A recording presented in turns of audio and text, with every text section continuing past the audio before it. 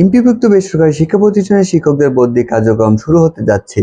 প্রতিষ্ঠান প্রধান থেকে শুরু করে 20তম গ্রেডের কর্মচারী পর্যন্ত সকলেই বদলির চালু করতে চায় মন্ত্রণালয়।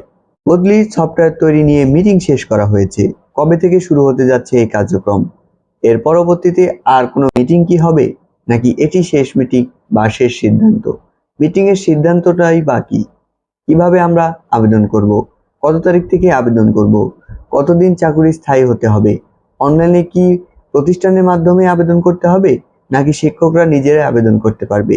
আবেদনে আমাদের কি কি কাগজপত্র প্রয়োজন হবে? সকল কিছু নিয়ে আজকে ভিডিওতে বিস্তারিত আলোচনা থাকছে। আপনারা অবশ্যই না টেনে পুরো ভিডিওটি দেখবেন এবং বেতন ভাতা সহ শিক্ষকদের বদলির আপডেট ভিডিও পেতে আমাদের এই টেকবিডি 2.0 ইউটিউব চ্যানেলটি সাবস্ক্রাইব করে পাশে থাকবেন। তো চলে আসলাম আমাদের মূল ভিডিওতে। এখানে আমরা দেখতে পাচ্ছি বদলি সফটওয়্যার নিয়ে সন্তুষ্ট শিক্ষামন্ত্রী, তথ্য সংগ্রহ শুরু ঈদের পর থেকে। আমরা জানি আজকে শিক্ষামন্ত্রীর এই বদলির বিষয়ে একটি সর্বশেষ মিটিং অনুষ্ঠিত হয়েছে। তো আজকের মিটিং এর সিদ্ধান্তটা কি, কবে থেকে শুরু হতে যাচ্ছে এবং কি কি কাগজপত্র প্রয়োজন হবে, সকল কিছু নিয়ে বিস্তারিত আলোচনা করব। প্রথমে শুরু করি দ্য ডেইলি ক্যাম্পাসের 16ই মার্চ 2026 আজকে প্রকাশিত একটি প্রতিবেদন নিয়ে। এখানে তারা কি বলছে আমরা একটু প্রথমে দেখে আসি। এর পরবর্তীতে কত তারিখ থেকে শুরু হচ্ছে সে বিষয়ে আমরা বিস্তারিত আলোচনা করব একটি পরবর্তী প্রতিবেদন নিয়ে। আপনারা অবশ্যই না টেনে ভিডিওর সাথে থাকবেন।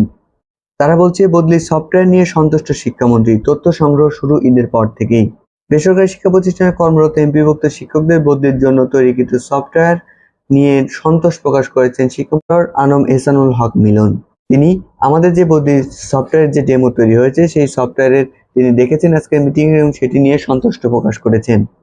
আসন্ন ঈদ উল ফিতরের পর থেকেই বদলির জন্য মাঠ পর্যায় থেকে তথ্য সংগ্রহ শুরু করা হবে বলে জানিয়েছেন তিনি। তবে আশা করা যাচ্ছে যেহেতু আমাদের 29শে মার্চ আমাদের অফিস আদালত এবং শিক্ষা প্রতিষ্ঠানগুলো খুলে যাচ্ছে, তাহলে সেক্ষেত্রে 29, 30, 31 অর্থাৎ এর পরবর্তীতে পরবর্তী মাস ঈদ উল ফিতরের মাস থেকে আমাদের এই তথ্য সংগ্রহ করা হবে বলে আশা ব্যক্ত করেছেন শিক্ষামন্ত্রী।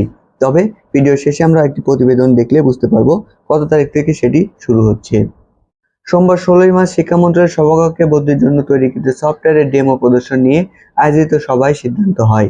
তবে আজকের যে মিটিংটি হয়েছে সেখানে মিটিংয়ে আমাদের সফটওয়্যারের ডেমোটি তুলে ধরা হয়েছে।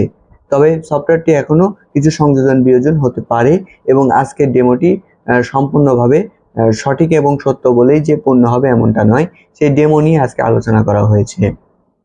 মাধ্যমিক উচ্চশিক্ষা বিভাগের সচিব আব্দুল খালেকুর সভাপতিত্বে অনুষ্ঠিত সভায় শিক্ষামন্ত্রী ডক্টর আনম এহসানুল হক মিলন ও কারিগরি মাদ্রাসা শিক্ষা বিভাগের সচিব মোহাম্মদ রফিকুল ইসলাম সহ মন্ত্রণালয়ের অধিদপ্তরের শীর্ষ কর্মকর্তারা এখানে উপস্থিত ছিলেন। প্রত্যেকটা মন্ত্রণালয়ের শীর্ষ কর্মকর্তারা নিয়ে আজকের মিটিংটি অনুষ্ঠিত হয়েছে। নাম অপ্রকাশিত রাখা সত্ত্বেও তিনি বলেন, এক কর্মকর্তা জানান যে বদলি সফটওয়্যারের ডেমো নিয়ে সবাই সন্তোষ প্রকাশ করেছে। আসন্ন ঈদের পর মাউসির মাঠ পর্যায় থেকে তথ্য সংগ্রহ কাজ শুরু করা হবে। আমরা জানি আমাদের একটি মন্ত্রণালয় রয়েছে, সেটা হচ্ছে মাধ্যমিক উচ্চশিক্ষা অধিদপ্তর এবং কারিগরি উচ্চশিক্ষা অধিদপ্তর এবং মাদ্রাসা শিক্ষকদের জন্য মাদ্রাসা উচ্চশিক্ষা অধিদপ্তর। এই মাউসি অধিদপ্তর অর্থাৎ মাধ্যমিক উচ্চ শিক্ষা অধিদপ্তরকে সংক্ষিপ্তভাবে মাউসিতে রূপান্তর করা হয়। এই মাউসি অধিদপ্তরের আওতাভুক্ত আমরা বাংলাদেশের স্কুল কলেজের শিক্ষক কর্মকর্তা কর্মচারীরা এবং কারিগরিতে রয়েছে কারিগরি উচ্চশিক্ষা অধিদপ্তর এবং মাদ্রাসাতে রয়েছে মাদ্রাসা উচ্চশিক্ষা অধিদপ্তর। এই অধিদপ্তরের আওতাভুক্ত আমাদের কারিগরি, মাদ্রাসা এবং এমপিওভুক্ত শিক্ষক কর্মচারীরা। তো এই এমপিওভুক্ত শিক্ষক কর্মচারীদের এই মেন যে আমাদের সফটওয়্যার রয়েছে, যে অধিদপ্তর রয়েছে, সেই অধিদপ্তর থেকে আমাদের মাঠ পর্যায়ে অর্থাৎ প্রত্যেকটা প্রতিষ্ঠান প্রধান থেকে এই তথ্যগুলো সংগ্রহণ করবে এই অধিদপ্তরগুলো এবং এই অধিদপ্তর থেকে সেটি পরিমার্জন করবেন মন্ত্রণালয়। সেখান থেকে পরবর্তী সিদ্ধান্তটা তারা গ্রহণ করবেন। তবে প্রত্যেকটি নিয়ন্ত্রণ হবে এই মাউসির অধিদপ্তর থেকে। তো এই অধিদপ্তরের আন্ডারে যেহেতু আমরা প্রত্যেকটা এমপিভুক্ত শিক্ষক কর্মচারী, সেক্ষেত্রে প্রতিটা শিক্ষক কর্মচারীর আবেদন এই মাধ্যমিক উচ্চশিক্ষা অধিদপ্তর অর্থাৎ এর মাধ্যমে আমাদের সম্পন্ন করতে হবে। তবে এটির এখনো সম্পূর্ণ সার্ভার তৈরি হয়নি। এটির একটি নতুনভাবে একটি সার্ভার তৈরি হতে পারে এবং ইএমআই সেলে এই সার্ভারটি সংযুক্ত হতে পারে বলে ধারণা করা যাচ্ছে। এবং আইএমএস এবং ইএমআইএস এ যেখানে আমাদের শিক্ষকদের বেতন ভাতা সহ সকল কিছুর আপডেট এবং বেতন ভাতা সহ সকল আবেদন আমরা তার মাধ্যমে করি। আশা করা যাচ্ছে এই সফটওয়্যারটি সংযুক্ত তার সঙ্গেই হতে পারে বলে ধারণা করা যাচ্ছে। তবে ওই কর্মকর্তা আরো বলেন, সবাই প্রতিষ্ঠান প্রধান, সহকারী প্রধান শিক্ষক এবং এমপিওভুক্ত কর্মচারীদের বদলির আওতায় নিয়ে আসার নির্দেশ দিয়েছেন শিক্ষামন্ত্রী। তবে আমরা বিগত দিনে দেখেছিলাম যেখানে এনটিআরসি এর মাধ্যমে অনেক দেশে আপনার বাংলাদেশের প্রত্যেকটা প্রান্তে এমপিওভুক্ত শিক্ষক কর্মচারীরা তাদের নিজ জেলা থেকে অনেক দূরে তাদের চাকরির সুযোগ হয়েছে এবং সেখানে তারা যোগদান করে সীমিত বেতনে তাদের চাকরিটি বহাল রেখে চাকরি করে যাচ্ছে। সেই পরিপ্রেক্ষিতে একটি পূর্ব আন্দোলনের পরিপ্রেক্ষিতে সরকার এই বদলির নীতিমালা এবং সিদ্ধান্ত নেওয়ার পরবর্তীতে এটি নিয়ে নতুনভাবে এই শিক্ষামন্ত্রী ডক্টর এহসানুল হক মিলন সহ নতুন সভাপতিত্বে আমাদের এই বদলির সফটওয়্যারটি তৈরি হচ্ছে এবং এই সফটওয়্যারটি আমরা দেখেছিলাম এটি শিক্ষকরা দাবি জানিয়েছিলেন। আমরা জানি এখন পর্যন্ত আমাদের স্কুল কলেজের যে কর্মচারী লেভেলটি রয়েছে সেখানে কিন্তু অ্যাডহক কমিটির মাধ্যমে তাদেরকে নিয়োগ প্রদান করা হয়, অর্থাৎ সেখানে কিন্তু দূর দূরান্তের লোকজনের সম্ভাবনাটি কম। সেক্ষেত্রে শিক্ষক এনটিআরসি শিক্ষকদের এখান থেকে মুখ্য দাবি ছিল এই আমাদের বদলির কার্যক্রমটি চালু করার। তবে শিক্ষামন্ত্রী কিন্তু বলেছেন শুধু শিক্ষকরাই নয়, এর সাথে প্রথম শ্রেণীর থেকে শুরু করে 20তম গ্রেডের একজন কর্মচারী এবং সেখান থেকে শেষ পর্যন্ত একজন কর্মচারী এবং ক্লিনার পর্যন্ত এখানে কিন্তু আবেদনটি করতে পারবেন এবং এর আওতাভুক্ত একই সফটওয়্যারের মাধ্যমে তারা একই জায়গা থেকে আবেদনটি সম্পন্ন করবেন।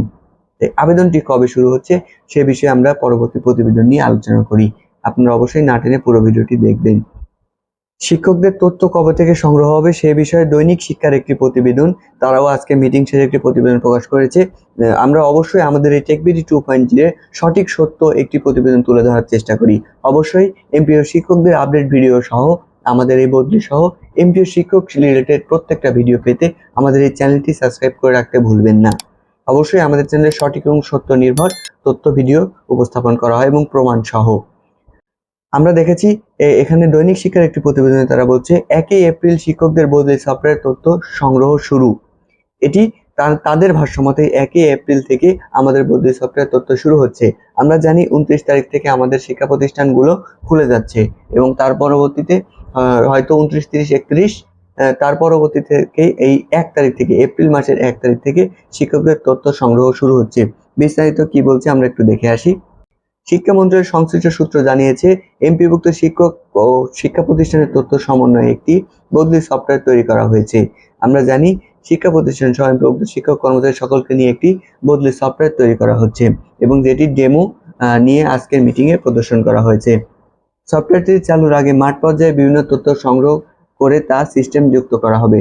আমরা জানি এই তথ্যটি সংযুক্ত করার আগে আমাদের প্রত্যেকটা শিক্ষা প্রতিষ্ঠান থেকে কিছু তথ্য সংগ্রহ করতে হবে। সেই তথ্যের ভিত্তিতে সেখানে সফটওয়্যারের মাধ্যমে সেই তথ্যগুলো সংযুক্তর মাধ্যমে সেই তথ্যগুলোতে আমরা আবেদন করতে পারবো। যার কারণেই আমরা আশা করছি যে এই এপ্রিল মাসের 1 তারিখ থেকে মাঠ পর্যায়ে অর্থাৎ প্রতিটা প্রতিষ্ঠান থেকে জেলা ভিত্তিক, উপজেলা ভিত্তিক এবং বিভাগ ভিত্তিক প্রত্যেকটা উপজেলা থেকে তাদের তথ্য সংগ্রহের জন্য কাজ শুরু করতে যাচ্ছে মন্ত্রণালয়। এখানে আরো বলছে, এমপিভুক্ত শিক্ষকদের বদলি কার্যক্রম ডিজিটাল পদ্ধতিতে পরিচালনার লক্ষ্যে তৈরি করা সফটওয়্যার আগামী 1 এপ্রিল মাঠ পর্যায়ে যাচ্ছে। এ সময় প্রতিষ্ঠানগুলো থেকে প্রয়োজনীয় তথ্য সংগ্রহ করা হবে এবং ইতিমধ্যে টেলিটকের সঙ্গে যুক্ত করা হয়েছে। আমরা জানি সরকারি প্রত্যেকটা সংস্থা এবং প্রত্যেকটা সফটওয়্যার এবং চাকরি থেকে শুরু করে প্রতিটা সফটওয়্যার একটি টেলিযোগাযোগ অর্থাৎ টেলিটকের মাধ্যমে এটি সংযুক্ত হয়। তবে এই সফটওয়্যারটি কিন্তু সেরকমভাবে পরিচালনা করা হয়েছে এবং এই টেলিটকের মাধ্যমে সেটি ইতিমধ্যে সংযুক্ত হয়ে গেছে। সোমবার শিক্ষা মন্ত্রণালয়ে এই সংক্রান্ত সভা শেষে একাধিক কর্মকর্তা এই তথ্যটি তুলে ধরেছেন। শিক্ষা মন্ত্রণালয়ের সংশ্লিষ্ট সূত্রে জানিয়েছেন, এমপিভুক্ত শিক্ষক ও শিক্ষা প্রতিষ্ঠান তথ্য সমন্বয়ে একটি বদলি সফটওয়্যার তৈরি করা হয়েছে। সফটওয়্যারটি চালুর আগে মাঠ পর্যায় থেকে বিভিন্ন তথ্য সংগ্রহ করা তার সিস্টেমকে যুক্ত করা হয়েছে। অলরেডি কিন্তু এই কার্যক্রমগুলো সম্পন্ন হয়েছে, আরো কিছু বাকি রয়েছে।